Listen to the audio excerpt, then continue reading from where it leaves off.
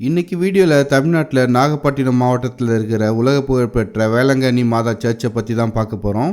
இப்போ சர்ச்சை பற்றின வரலாறை பார்ப்போம். 16ஆம் நூற்றாண்டில் நடந்த 3 வெவ்வேறு நிகழ்வுகளால் வேளாங்கண்ணி அன்னையோட புகழ் பரவலாச்சு. அந்த 3 நிகழ்வுகளை இப்போ பார்ப்போம். போர்ச்சுகீசியர்கள் 1671ஆம் ஆண்டு இந்தியாவுக்கு பாய்மர கப்பலில் பயணம் செய்த போர்ச்சுகீசியர்கள் சிலர் நடுக்கடலில் வீசிய புயலில் சிக்கிக் கொண்டனர். என்ன செய்வதென்று அறியாமல் திகைத்த அவர்கள் அன்னை மரியாவிடம் உதவி கேட்டனர். அம்மா, நாங்கள் கரை சேரும் இடத்தில் உமக்கு ஒரு ஆலயம் கட்டுவோம் என்று வாக்குறுதி அளித்தனர். மரியன்னையின் உதவியால் புயல் அடங்கி கடல் சீற்றம் ஓய்ந்தது. கப்பலில் பயணம் செய்த போர்ச்சுகீசியர்கள் வேளாங்கண்ணியில் பாதுகாப்பாக கரையிறங்கினர். அன்று செப்டம்பர் 8ஆம் தேதி தேவமாதாவின் பிறந்த நாள். தங்களை பத்திரமாக கரை சேர்த்த அன்னைக்கு நன்றியாக வேளாங்கண்ணியில் இருந்த சிறிய ஆலயத்தை பெரிதாக கட்டி எழுப்பினர். கலை வண்ணமிக்க பீங்கான் ஓடுகளால் ஆலய பீடத்தை அலங்கரித்தனர். தங்கள் கப்பலின் பாய்மர தூணை ஆலய கொடிமரமாக நட்டினர்.